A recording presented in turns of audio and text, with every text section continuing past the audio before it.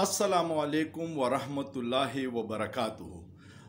یو پینټرو هغه خپل یو پینټینګ د بازار په منځ کې په سټینډ کې خودو او پاغي باندې سره خواته یو مارکر کې خودو او دای ور سره ولیکل په بیل کاغذ باندې چې په دې پینټینګ کې تاسو ته غلطي ښکاری نو هغه باندې نخو کې هغه ته لاړو کورته ماښام چې راغی نو خلکو د هغې پینټینګ شکل وران کړی و. دومره ډېرې غلطیانې پکې خلکو رایستې وي چې اوریجنل پینټینګ نه ښکارېدو.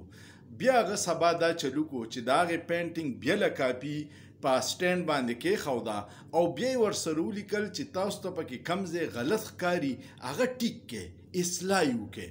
ماښام چې راغی نو هغې باندې هیچا څه کوشش نه وکړی. ژوند کې غلطیانې ډېرې د سړي نه کېږي نو هغې دپاره معافي او درګذر چې وشي نو هغه ښه وي. ګینې کو د اصلاح ورته ووایې نو هغه بیا خلک خواله نه ورځي. زما نه کله ناکله په دې ویډیوز کې غلطي وشي نو انسان دی غلطي کیدی شي چېرته زه په تاریخ کې غلط شم چېرته په تلفظ کې غلط شم نو هغه معاف کوئ. څوک چې په هغې باندې تنقید وکړي زه پرې ډېر خوشحاله شم چې ما ته خپله غلطي پته ولګي او زه یې ټیک کړم. او څوک پکې تنقید کې کنځل ولیکي نو هغه کنځلو کې ما ته څه نقصان نه وي خو هغوی صرف د خپل مور پلار د تربیت هغه طریقه وښیي چې څومره په غلطه طریقې د دوی تربیت کړي.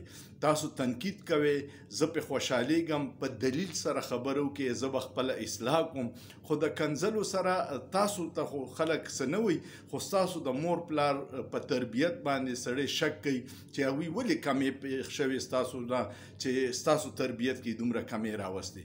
امید لرم تاسو به زما په ویډیو بار بار تنقید کوئ د غلطۍ اصلاح به کوئ خو د کنځلو نه پرهیز وکړئ. ستاسو کو ویډیو خوښه شوي نو کمنټ پې وکړئ دوستانو سره یې شیر کړئ او سوچ پې وکړئ په سوچ کې څه ګناه نشته.